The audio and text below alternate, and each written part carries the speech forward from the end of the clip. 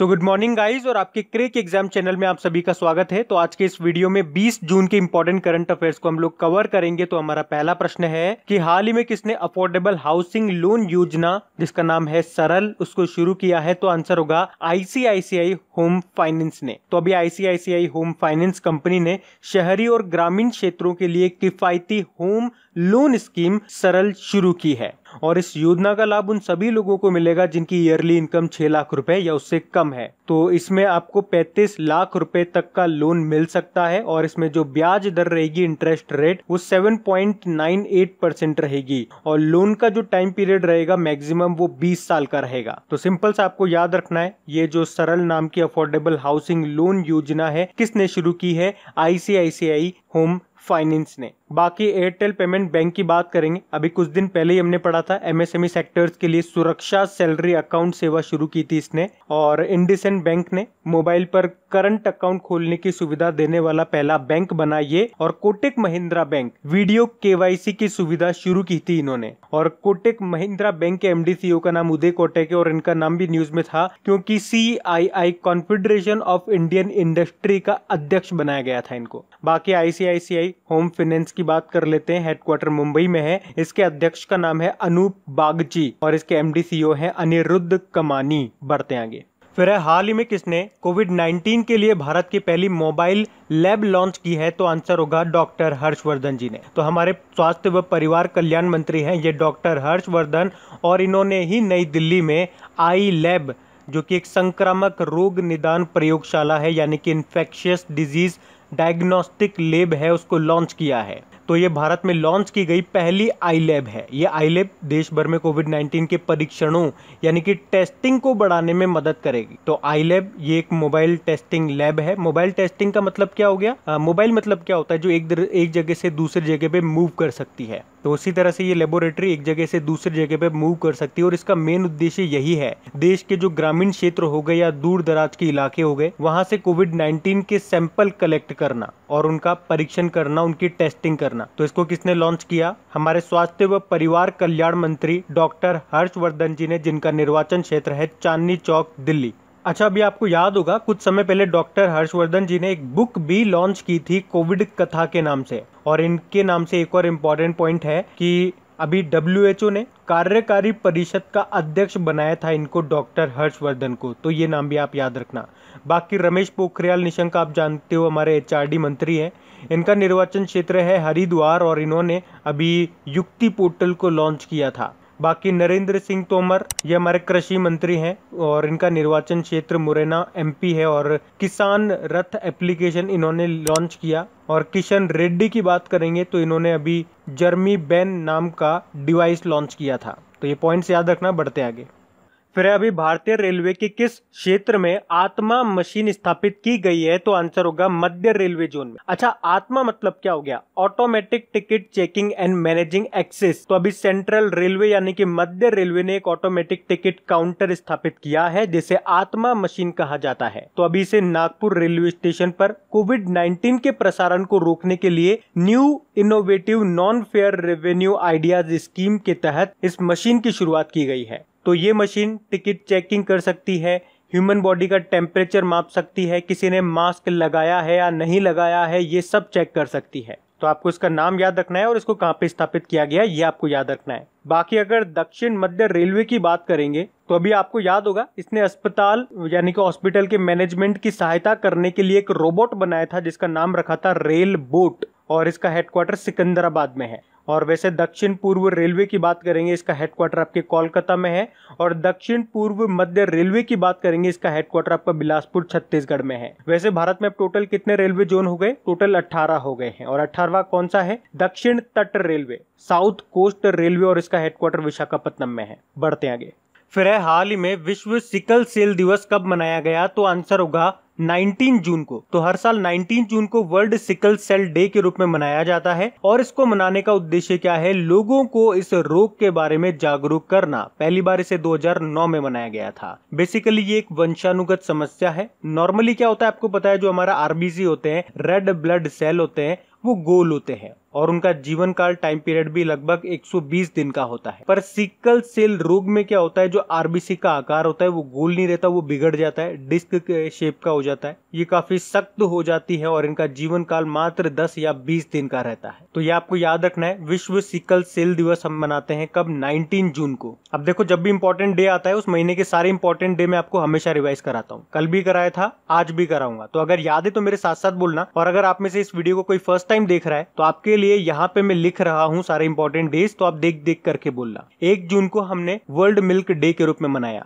3 जून को विश्व साइकिल दिवस के रूप में मनाया, 5 जून को वर्ल्ड एनवायरनमेंट डे के रूप में, 7 जून को विश्व खाद्य सुरक्षा दिवस वर्ल्ड फूड सेफ्टी डे के रूप में, 8 जून को 2 important day, world ocean day और वर्ल्ड ब्रेन ट्यूमर डे। फिर 9 जून को विश्व प्रत्यायन दिवस वर्ल्ड एक्रेडिटेशन डे, 12 जून को बाल मजदूरी के खिलाफ विश्व दिवस world day against child labour, 13 जून को अंतर्राष्ट्रीय रंगहीनता दिवस इंटरनेशनल एल्बिनिज्म अवेयरनेस डे और 14 जून को विश्व रक्तदाता दिवस वर्ल्ड ब्लड डोनर डे। फिर 15 जून को world Elder abuse awareness day और 15 जून को ही ग्लोबल विंड डे भी मनाया। 16 जून को अंतर्राष्ट्रीय परिवार प्रेक्षण दिवस international day of family remittance, 17 जून को विश्व मरुस्थलीकरण व सूखा रोकथाम दिवस के रूप में मनाया, यानी कि world day to combat desertification. और अभी 18 जून को सस्टेनेबल गैस्ट्रोनॉमी डे के रूप में मनाया। और आपको याद होगा 18 जून को ही कर्नाटक सरकार ने मास्क दिवस के रूप में मनाया था। ये इंपॉर्टेंट डेज याद रखने। बढ़ते आगे। और गाइज, अगर वीडियोस आपको अच्छे लग रहे हैं, मेरी मेहनत अच्छी लग रही है और ये वाकई अगर आपके लिए हेल्पफुल है तो प्लीज वीडियो को शेयर जरूर किया कीजिए। अगर इन वीडियोस से आपकी हेल्प होती है तो आप लोग मेरी हेल्प जरूर करें इन वीडियोस को लाइक और शेयर करके, ताकि इन वीडियोस को कंटिन्यू रखने में मुझे भी आपका सपोर्ट मिल सके। तो प्लीज इसे लाइक और शेयर जरूर करना। और अगर आप में से कोई इस वीडियो को फर्स्ट टाइम देख रहा है तो इस चैनल को आप सब्सक्राइब कर लीजिए और सब्सक्राइब करने के बाद में पास में जो बेल आइकन आएगा उसे आप दबाना बिल्कुल मत भूलिएगा, क्योंकि आपको वीडियोस के नोटिफिकेशन तभी मिलेंगे जब आप बेल आइकन को प्रेस करोगे। तो चलिए अब बढ़ते आगे। फिर हाल ही में किस राज्य या यूनियन टेरिटरी ने अपने कृषि उत्पादन विभाग का नाम बदला है? तो आंसर होगा जम्मू कश्मीर ने। तो जम्मू कश्मीर के कृषि उत्पादन विभाग का नाम बदलकर अब क्या हो गया? कृषि उत्पादन एवं किसान कल्याण विभाग। अच्छा, नाम बदलने से आपको याद आया होगा, अभी कल परसों ही हमने पढ़ा था, महाराष्ट्र सरकार ने भी अपने पर्यावरण मंत्रालय का नाम बदल दिया और बदल करके क्या कर दिया? पर्यावरण व जलवायु परिवर्तन विभाग। तो ये भी आपको ध्यान रखना है। इसके अलावा जम्मू कश्मीर से एक और पॉइंट सुनो। अभी जम्मू कश्मीर की 3 ग्राम पंचायतों को सामाजिक व आर्थिक विकास में उत्कृष्ट योगदान करने के लिए दीनदयाल उपाध्याय सशक्तिकरण पुरस्कार से सम्मानित किया गया। बाकी जम्मू कश्मीर की बात करेंगे तो ये रहा मैप में जम्मू कश्मीर। सबसे इंपॉर्टेंट पहला पॉइंट याद रखो, इसके पहले लेफ्टिनेंट गवर्नर कौन है? गिरीश चंद्र मुर्मू है। और गिरीश चंद्र मुर्मू जब भी बात होती है, एक और नाम मैं आपको बताता हूँ, गिरीश चंद्र चतुर्वेदी का नेशनल स्टॉक एक्सचेंज के अध्यक्ष बने थे। जम्मू कश्मीर में आपको मिलेगी चेनानी नाशेरी सुरंग। अब यहाँ से भी एक स्टैटिक प्रश्न बनता है, आपके भारत की सबसे लंबी रोड सुरंग है ये, जिसकी लंबाई है 9.2 किलोमीटर। और ये भी न्यूज में क्यों रही, क्यों बता रहा हूं मैं आपको? क्योंकि इसका नाम बदल करके डॉक्टर श्यामा प्रसाद मुखर्जी के नाम पे रख दिया गया। अच्छा, डॉक्टर श्यामा प्रसाद मुखर्जी से भी प्रश्न बनता है। एक तो अभी कोलकाता बंदरगाह का नाम भी इनके नाम पे रखा गया है, एक इनके नाम पे एक स्टेडियम भी है जो कि आपके गोवा में है, और इनके नाम पे अभी एक पुरस्कार भी दिया गया था। किसको मिला था? असम के मुख्यमंत्री सर्बानंदा सोनोवाल को। बाकी नाम चेंज वाला ही क्वेश्चन है, तो और पॉइंट बताता हूं मैं अभी आपको। जम्मू कश्मीर का सिटी चौक, उसका नाम बदल करके भारत माता चौक करा गया। जम्मू कश्मीर में सर्कुलर रोड चौक है, उसका नाम बदल करके अटल चौक करा गया। अच्छा, जम्मू कश्मीर हाई कोर्ट की चीफ जस्टिस कौन है? तो गीता मित्तल है, और जम्मू कश्मीर की पहली महिला चीफ जस्टिस है ये। अच्छा, एक और नाम आपको याद रखना है, रजनीश ओसवाल का, क्योंकि जम्मू कश्मीर हाईकोर्ट में भारत के संविधान की शपथ लेकर के कार्यभार संभालने वाले पहले जज बने ये रजनीश ओसवाल। बाकी जम्मू कश्मीर में अभी सुकून कोविड-19 बीट द स्ट्रेस कार्यक्रम भी शुरू किया था। और अभी जम्मू कश्मीर बैंक के मैनेजिंग डायरेक्टर बने थे जुबैर इकबाल। और अभी जम्मू कश्मीर में जो खीर भवानी मेला मनाया जाता है वो इस बार कोविड-19 के कारण स्थगित कर दिया गया। यहाँ पे आपको मिलेगा एक तो doctor Salim Ali national park, एक किश्तवाड़ नेशनल पार्क, एक दाचिंगम नेशनल पार्क, वुलर झील भी है यहाँ पे, और एक सबसे इम्पोर्टेंट हेमिश नेशनल पार्क। इसको मैं इम्पोर्टेंट क्यों बोल रहा हूँ? देखो, पहले ये जम्मू कश्मीर के अंदर आता था, लेकिन जब से दोनों यूटी बन गए हैं तो ये आता है अब लद्दाख के अंदर। तो ये पॉइंट आपको याद रखना है। इसके अलावा भी हाँ, जम्मू कश्मीर की कश्मीरी केसर को जीआई टैग मिला था, वो भी याद रखना। बढ़ते आगे। फिर है हाल ही में किस शहर में आईसीयू बेड और वेंटिलेटर की जानकारी देने के लिए एयर वेंटी एप्लीकेशन को लॉन्च किया? तो आंसर होगा मुंबई में। तो अभी ग्रेटर मुंबई नगर निगम ने मुंबई में आईसीयू बेड और वेंटिलेटर के बारे में जानकारी देने के लिए एयर वेंटी नाम से एक मोबाइल एप्लीकेशन लॉन्च किया है। तो इस एप्लीकेशन की मदद से कोई भी व्यक्ति आईसीयू बेड और वेंटिलेटर की स्थिति के बारे में आसानी से जान सकता है। और मुंबई आपका है महाराष्ट्र में। अच्छा, महाराष्ट्र में आपके है पुणे। तो यहां से एक और पॉइंट मैं आपको बताता हूं, ध्यान से सुनना। ब्रिटेन की एक तेल कंपनी है ब्रिटिश पेट्रोलियम, और ये अपने वैश्विक व्यवसायों को सपोर्ट करने के लिए महाराष्ट्र के पुणे में ग्लोबल बिजनेस सर्विस सेंटर खोल रही है। इसके अलावा महाराष्ट्र से एक और पॉइंट बताता हूं। अभी खादी व ग्रामोद्योग आयोग ने महाराष्ट्र में नीरा और ताड़ गुड़ के उत्पादन की एक परियोजना शुरू की है। किसकी? नीरा और ताड़ गुड़। अब ये नीरा और ताड़ गुड़ क्या होता है? तो ताड़ का पेड़ आपने देखा है, पाम ट्री, तो आपने देखा होगा टी वगैरह पे लोग उसके ऊपर चढ़ जाते हैं। एक व्यक्ति होता है जो उसके ऊपर चढ़ जाता है, फिर वहां पे ऊपर जाकर के बाल्टी वगैरह में रस निकालता है, उस रस को ही कहते हैं नीरा। और उसी ताड़ के पेड़ से निकलता है ताड़ गुड़। तो इन दोनों के उत्पादन की एक परियोजना शुरू की है। किसने? खादी एवं ग्रामोद्योग आयोग ने, ताकि महाराष्ट्र में लोगों को इसके थ्रू कुछ रोजगार मिल सके। तो इस एक प्रश्न में मैंने आपको 3 प्रश्न बताए हैं जो कि महाराष्ट्र से ही मिलते जुलते हैं। अब बात महाराष्ट्र की है, तो चलिए मैप में देखिए, ये रहा महाराष्ट्र, कैपिटल इसकी मुंबई है। मुख्यमंत्री हैं उद्धव ठाकरे, गवर्नर हैं भगत सिंह कोश्यारी, और नए चीफ जस्टिस बने थे अभी बॉम्बे हाईकोर्ट के, क्या नाम है? दीपांकर दत्त नाम है। अभी महाराष्ट्र सरकार ने ही ई संजीवनी ओपीडी ऑनलाइन सर्विस शुरू की है। मुफ्त स्वास्थ्य बीमा प्रदान करने वाला पहला राज्य बनना था महाराष्ट्र। इसके अलावा महाराष्ट्र सरकार ने अपने पर्यावरण मंत्रालय का नाम चेंज कर लिया, वो तो हमने देख ही लिया। और महाराष्ट्र के ठाणे जिले के एक इंजीनियर हैं जिनका नाम है प्रतीक तिरोडकर। इन्होंने कोरोबोट नाम से एक रोबोट बनाया था। अच्छा, अभी मर्सर का कॉस्ट ऑफ लिविंग सर्वे 2020 आया था, जिसमें भारत में सबसे महंगा शहर रहा था मुंबई, जो कि पूरी दुनिया में 60वें नंबर पे था। और टॉप पे रहा था हांगकांग। और यहाँ के औरंगाबाद एयरपोर्ट का नाम बदल करके संभाजी एयरपोर्ट किया गया। और महाराष्ट्र में है आपके लोनार झील, जो कि एक क्रेटर लेक है, और ये भी न्यूज में थी क्योंकि इसके पानी का रंग लाल हो गया था। इसके अलावा मुंबई के लिए आई फ्लोज नाम से बाढ़ चेतावनी सिस्टम भी लॉन्च किया गया था। इसके अलावा याद रखना, मुंबई और पुणे के बीच में भारत की पहली इंटरसिटी इलेक्ट्रिक बस सेवा शुरू हुई है, और मुंबई और पुणे के बीच में पहली हाइपरलूप ट्रेन चलेगी। उसी तरह से मुंबई और अहमदाबाद के बीच में दूसरी प्राइवेट ट्रेन चली थी, और मुंबई और मांडवा के बीच में रोपेक्स नाम से एक जहाज सेवा भी शुरू हुई थी। तो इन सभी के कारण अभी महाराष्ट्र न्यूज में था, तो ये याद रखना। बढ़ते हैं आगे।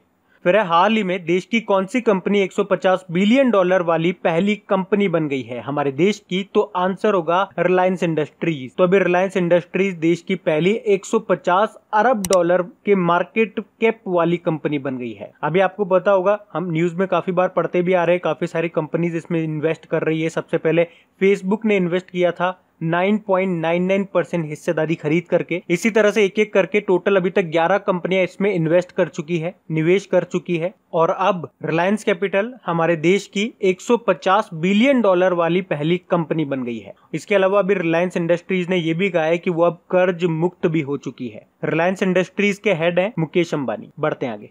फिर हाल ही में किस राज्य ने कोविड केयर होम शुरू करने की घोषणा की है? तो आंसर होगा उड़ीसा सरकार ने। तो अभी उड़ीसा सरकार ने हर ग्राम पंचायत में कोविड-19 केयर होम सुविधा स्थापित करने की घोषणा की है। अब इनमें क्या होगा? तो अगर किसी व्यक्ति को सर्दी है, बुखार है या उसको खांसी है, तो उन लोगों को इस कोविड केयर होम में रखा जाएगा। फिर उनकी जांच वगैरह की जाएगी, टेस्टिंग वगैरह की जाएगी, और फिर अगर उनमें कोरोना के लक्षण पाए जाते हैं तो फिर उन्हें स्पेशल कोविड-19 अस्पताल में शिफ्ट कर दिया जाएगा, और अगर नहीं पाए जाते हैं तो उन्हें घर में वापस भेज दिया जाएगा। अब बात उड़ीसा की है, तो ये रहा मैप में उड़ीसा, कैपिटल भुवनेश्वर है।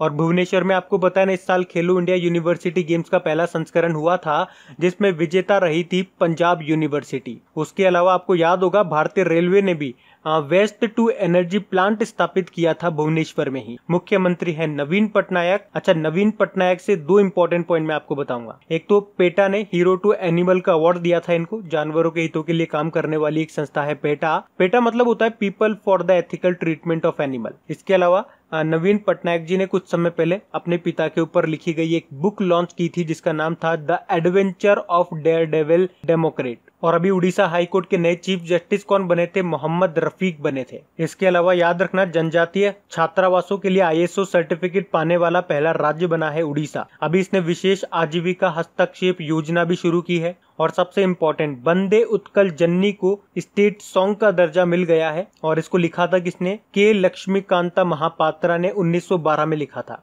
और किसानों को कॉन्ट्रैक्ट फार्मिंग की सुविधा भी दी है उड़ीसा सरकार ने। और ये जो आप देख रहे हो, ये भारत की सबसे बड़ी और दुनिया की दूसरी सबसे बड़ी खारे पानी की तटीय झील है, लगून झील है, जिसका नाम है चिल्का लेक। उसके अलावा उड़ीसा सरकार ने कहा है कि कोविड-19 से मरने वाले पत्रकारों के परिजनों को 15 लाख रुपए दिए जाएंगे। उसके अलावा ये इंपॉर्टेंट क्वेश्चन है, आपके एग्जाम में आ चुका है, ब्लैक पगोडा टेम्पल किसको कहते हैं? कोणार्क सन टेम्पल को कहते हैं। और जो आपका 10 रुपए का नोट है उस पे इसी का चित्र अंकित है। और कोणार्क सन टेम्पल, अभी आपको याद होगा, सरकार ने इसके सौरकरण यानी कि सोलराइजेशन की घोषणा की है। और उसी तरह से कोणार्क सूर्य मंदिर और स्टेच्यू ऑफ यूनिटी जो आपका गुजरात में है, इनको आइकॉनिक साइट्स में शामिल किया गया था, तो ये भी याद रखना। बाकी भारत का जो सबसे लंबा डैम है हीराकुद डैम, वो यहीं पर है उड़ीसा में।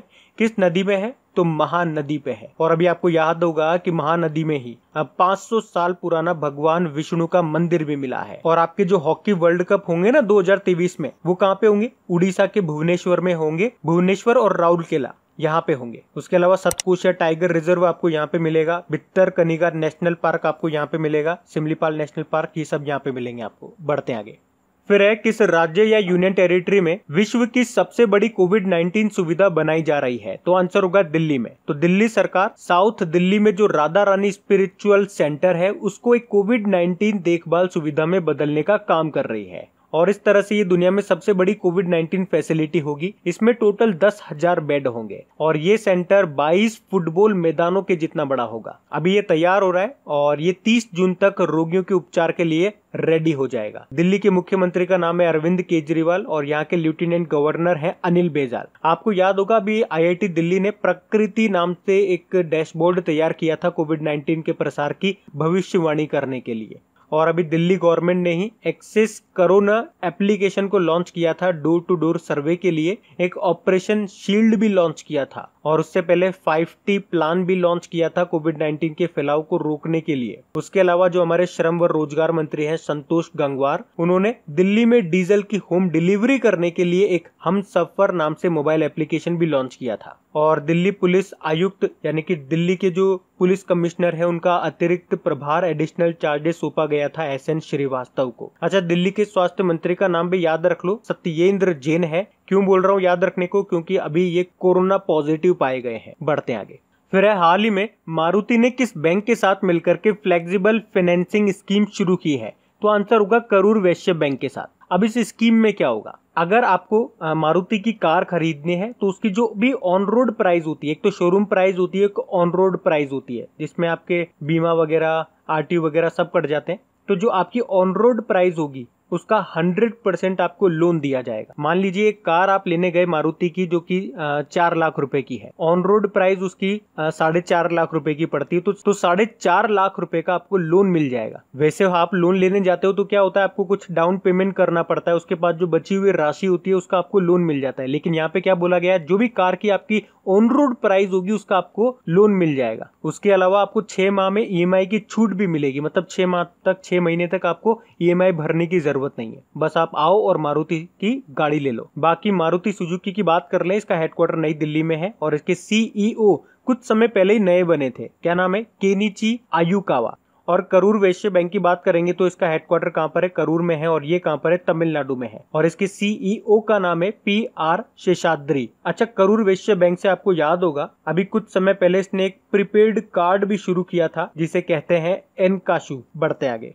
फिर है, हाल ही में किस इंश्योरेंस कंपनी ने ड्रोन मालिकों के लिए pay as you fly insurance launch किया है? तो आंसर होगा HDFC एर्गो ने। तो अभी HDFC Ergo general insurance company ने भारत के ड्रोन मालिकों के लिए भारत का पहला पे एज यू फ्लाई नाम से इंश्योरेंस लॉन्च किया है और इसके लिए इसने UK की एक ट्रोपोगो स्टार्टअप कंपनी है उसके साथ समझौता किया है। तो एक्चुअल में ये थर्ड पार्टी इंश्योरेंस दे रही है। तो इस पॉलिसी के थ्रू क्या होगा, कोई भी अगर ड्रोन मालिक है या ड्रोन को ऑपरेट करने वाला है, अगर उसके ड्रोन से किसी की संपत्ति को नुकसान पहुंचता है या किसी को शारीरिक चोट भी लग जाती है, तो उसी के लिए है ये थर्ड पार्टी इंश्योरेंस। इसमें आप 10 लाख रुपए तक का क्लेम कर सकते हो। बाकी आईसीआईसीआई बैंक की बात करेंगे, अभी इसने इंस्टा फ्लेक्सी कैश नाम से एक ओवरड्राफ्ट सुविधा शुरू की थी।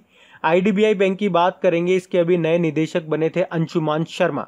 और एचडीएफसी बैंक की बात करेंगे तो अभी ये काफी न्यूज में रहा था, जैसे कि इसने समर ट्रीट्स अभियान शुरू किया, सेफ्टी ग्रिड अभियान शुरू किया, senior citizen care fixed deposit योजना शुरू की। उसके अलावा हैशटैग हम हार नहीं मानेंगे ये सॉन्ग इसने जारी किया था। लेकिन यहाँ पे एचडीएफसी एर्गो की बात करेंगे, जो कि एक जनरल इंश्योरेंस कंपनी है। इसका हेडक्वार्टर मुंबई में है और इसके एमडी सीईओ हैं रितेश कुमार। बढ़ते आगे। फिर है मत्तरपुरा रे जमराज, जिसने कोविड-19 इंटरनेशनल फिल्म फेस्टिवल 2020 में एक विशेष जूरी अवार्ड जीता है।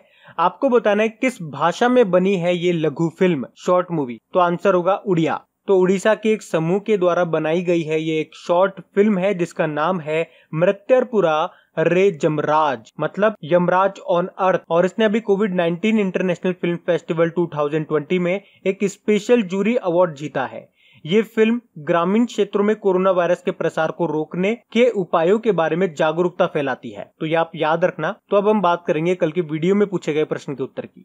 तो कल की वीडियो में आपसे पूछा गया था कि विश्व प्रतिस्पर्धा सूचकांक में भारत किस स्थान पे रहा। तो सही उत्तर था ऑप्शन सी, 43 नंबर पे था भारत। आप सभी ने प्रश्न का बिल्कुल सही उत्तर दिया है। और गाइज, अगर वीडियो आपको अच्छा लगा हो और आप इसे लाइक करना भूल गए हो तो प्लीज इसे एक लाइक जरूर दीजिएगा और अपने दोस्तों के साथ इसे शेयर जरूर कर देना।